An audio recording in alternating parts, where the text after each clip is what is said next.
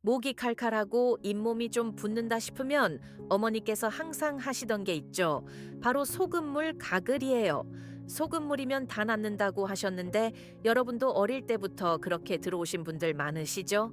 그런데 과연 소금물 가글 정말 효과가 있는 걸까요? 아니면 그냥 오래된 민간요법에 불과한 걸까요? 오늘 알쓸 건강에서 소금물 가글의 효과를 과학적으로 하나하나 검증해 드리겠습니다. 그리고 오히려 독이 될 수 있는 잘못된 사용법도 함께 알려드릴 테니 끝까지 꼭 봐주세요. 먼저 소금물 가글이 어떤 원리로 작용하는지 알아볼게요.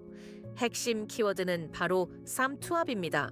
삼투압이란 쉽게 말해서 농도가 높은 쪽으로 수분이 이동하는 현상이에요. 소금물은 우리 입안에 있는 세균의 세포보다 염도가 훨씬 높거든요. 그러면 세균 세포 안에 있는 수분이 바깥으로 빠져나오면서 세균이 말라 죽게 되는 거예요. 마치 배추에 소금을 뿌리면 숨이 죽는 것과 같은 원리라고 생각하시면 이해하기 쉬우실 거예요. 이건 단순한 민간요법이 아니라 명확한 과학적 근거가 있는 방법입니다. 혹시 아침에 일어나면 입 냄새가 신경 쓰이신 적 있으신가요? 입 냄새, 즉 구취의 가장 큰 원인은 입안에 사는 세균이에요. 이 세균들이 음식물 찌꺼기를 분해하면서 황화수소 같은 냄새나는 기체를 만들어내는 거거든요. 그런데 소금물로 가글을 하면 이 세균들을 효과적으로 줄일 수 있습니다. 실제로 헬스케어 뉴스 자료에 따르면 소금물 가글은 입안의 세균을 살균하는 효과가 있어 입 냄새를 제거하는 데 도움이 된다고 보고되고 있어요. 특히 아침에 일어난 직후 자는 동안 세균이 번식하기 좋은 환경이 만들어지는데요. 이때 소금물 가글 한 번으로 세균 수를 확 줄일 수 있는 거죠. 두 번째로 검증할 효과는 잇몸 염증 완화예요. 잇몸이 빨갛게 붓고 피가 나는 경험 한 번쯤은 다들 있으시죠? 이게 바로 잇몸 염증, 즉 치은염이에요. 소금물은 염증 부위에 흡수되면서 세포 사이에 부족한 수분을 보충하고 염증을 가라앉히는 역할을 한다고 알려져 있습니다. 또한 살균 작용으로 염증을 일으키는 세균 자체를 줄여주는 효과도 있어요. 실제로 국내 치과 전문 정보 자료에서는 소금물 가글이 살균과 소염 작용으로 잇몸병 예방에 효과가 있다는 연구 결과가 있다고 밝히고 있어요. 물론 이미 심한 잇몸병이 있으시다면 반드시 치과 치료를 받으셔야 하지만 예방과 초기 관리에는 분명히 도움이 됩니다. 세 번째 효과, 충치 예방입니다. 충치는 왜 생기는 걸까요? 우리가 단 것을 먹으면 입안의 세균이 당분을 분해하면서 산을 만들어내요. 이 산이 치아 표면을 녹이는 게 바로 충치거든요. 그런데 소금물 가글을 하면 입안의 pH, 즉 산성도를 중화시켜 줍니다.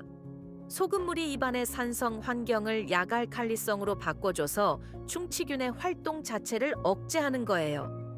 푸드레시피의 건강 정보에 따르면 소금물 가글은 입안의 산성 환경을 야갈칼리성으로 중화시켜 충치균의 활동을 억제한다고 명시하고 있습니다. 게다가 침 분비를 촉진해서 구강 건조증을 완화하는 간접적인 효과도 있다고 하니 정말 여러모로 도움이 되는 습관이네요. 목이 따끔따끔하고 칼칼할 때 소금물 가글이 도움이 될까요? 이게 많은 분들이 가장 많이 활용하시는 상황인데요. 실제로 효과가 있습니다. 목 안쪽, 즉 인후 부위에도 세균과 바이러스가 달라붙어 염증을 일으키는데요. 소금물이 이 부위를 헹궈내면서 세균을 씻어내고 삼투압 작용으로 부어오른 점막의 부기를 가라앉히는 데 도움을 준다고 알려져 있어요. 특히 감기 초기에 목이 간질간질할 때 소금물로 깊게 가글을 해주시면 세균이 목 점막에 자리 잡기 전에 제거하는 효과를 기대할 수 있어요. 이건 실제로 많은 이비인후과 전문의들도 권장하는 방법이기도 합니다. 자, 그렇다면 소금물 가글을 어떻게 만들고 어떻게 하는 게 올바른 방법일까요? 농도가 정말 중요합니다. 너무 진하면 오히려 입안 점막을 자극하고 건조하게 만들 수 있거든요. 전문가들이 권장하는 적정 농도는 물 240ml, 그러니까 종이컵 한 컵 정도의 소금 반 티스푼이에요. 이게 대략 0.9% 농도인데 우리 몸의 체액과 비슷한 수준이라 자극이 적습니다.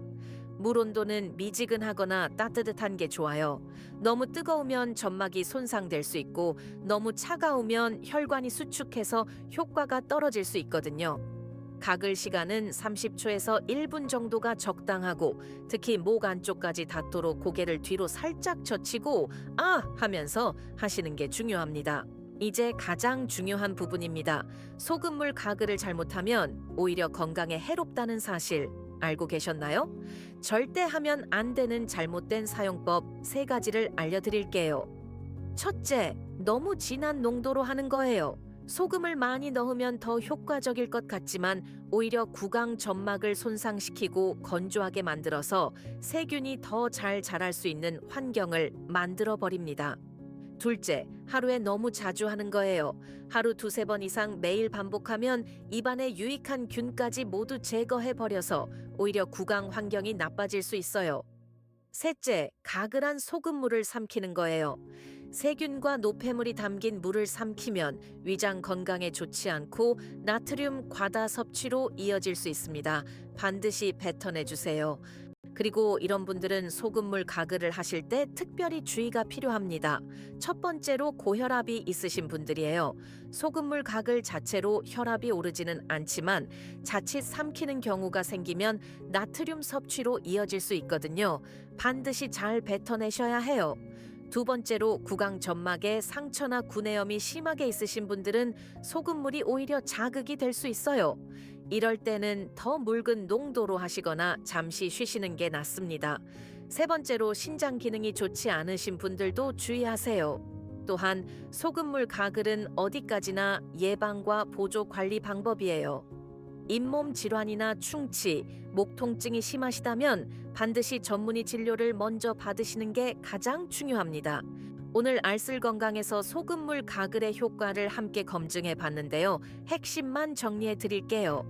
첫째, 소금물 가글은 삼투압 원리로 세균을 제거해서 구취, 잇몸 염증, 충치 예방, 목 통증 완화에 실제로 도움이 됩니다. 둘째, 물 1컵에 소금 반 티스푼, 미지근한 온도로 하루 1~2번이 적정 방법이에요. 셋째, 너무 진하거나 너무 자주 하는 건 오히려 역효과를 낼 수 있다는 것 꼭 기억해 주세요. 조상들의 지혜가 과학으로도 검증된 거라고 생각하니 참 신기하죠? 다음 영상에서는 매일 하면 좋은 또 다른 구강 건강 관리법에 대해 알아볼 예정이니까 구독과 좋아요 꼭 눌러주시고 다음에 또 만나요. 알쓸 건강이었습니다.